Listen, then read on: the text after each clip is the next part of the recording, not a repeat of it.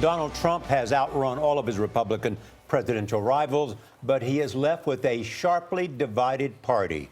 Many Republicans say they need more time to decide if they can support him, and already some big names are saying no thanks. President George W. Bush and President George H.W. Bush say they do not expect to endorse Donald Trump. Some GOP officials are falling in line behind Trump, and still others are sticking by their vows never to support him.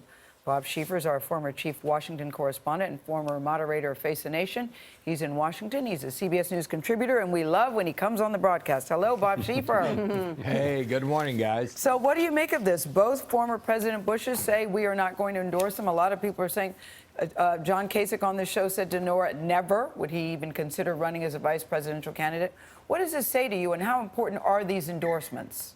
Well, I think it's been a long time, Gail, since we've had somebody wrap up the nomination for either party and get the kind of reactions we're seeing to Donald Trump. I mean, the two most recent Republican presidents say thanks, no thanks. We'll be sitting out this year's election. I think one of the most telling statements this morning was in the Washington Post.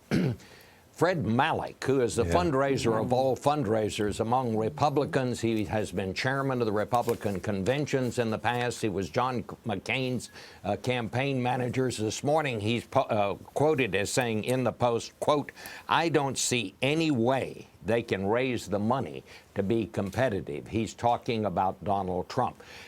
You also have here a former member of the Bush administration, Eliot Cohen, in an op-ed page this morning say we need to form a third party. And on the other side of the Republican Party, you have Ben Sasse, the Republican Tea Party senator from out in Nebraska, saying we need to form a third party. I am not sure, and I mean this, I'm not sure that the Republican Party, as we now know it, is going to survive this election. This is going to be something unlike anything we have seen before. So if it doesn't survive the election, what happens to it?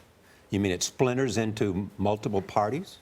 I don't know what happens. I mean, it managed to come back together in 1964 after Barry Goldwater led the party to at that point, a historic landslide defeat.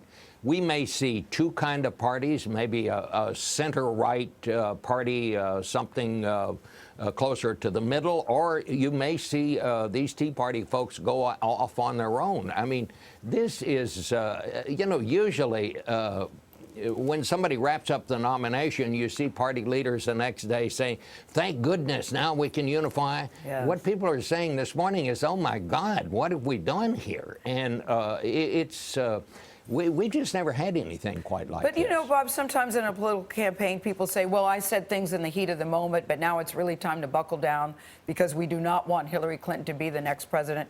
Do you think Donald Trump can unify the party? He says that he can.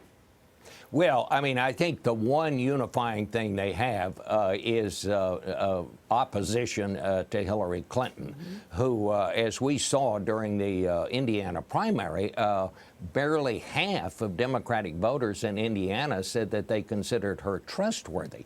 So she's not the strongest candidate that Democrats have ever put out there. And if there is one thing that will, unify Republicans, it will probably be Hillary Clinton. I mean, look at the Wall Street Journal's lead editorial this morning. They basically said, we're going to examine both issues, both candidates, but it's not much of a choice. I think if the Republicans are to have a chance, I think that's what it will be. But by the same token, I think you're going to see a lot of Democrats who are just lukewarm maybe about Hillary Clinton, who are saying, we cannot let Donald Trump be president.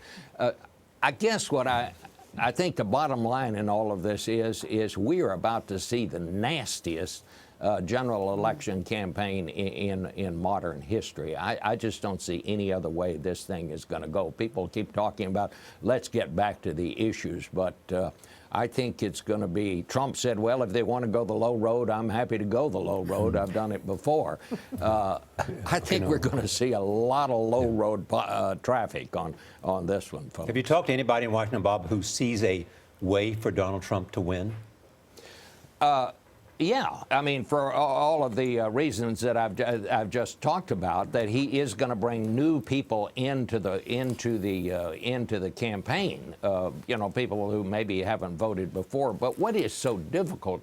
What's going to be so difficult here for him, Charlie, is, and I keep going back to this. I've said it 100 times. Ronald Reagan got a smaller percentage of the white vote when he was elected in 1980 than Mitt Romney got of the last time out. The demographics are just very much against Donald Trump. Right. He's run a campaign that, you know, his core support is white people. And you would have to have a turnout of white people unlike anything we've ever seen. For him to win, because he's not going to get much on the minority side. That's an excellent Thanks, point. Bob. Yeah. Always good to see you, Bob. Take care. Thank you, guys. Gail's wearing a purple for you Yes, today. I am. Okay.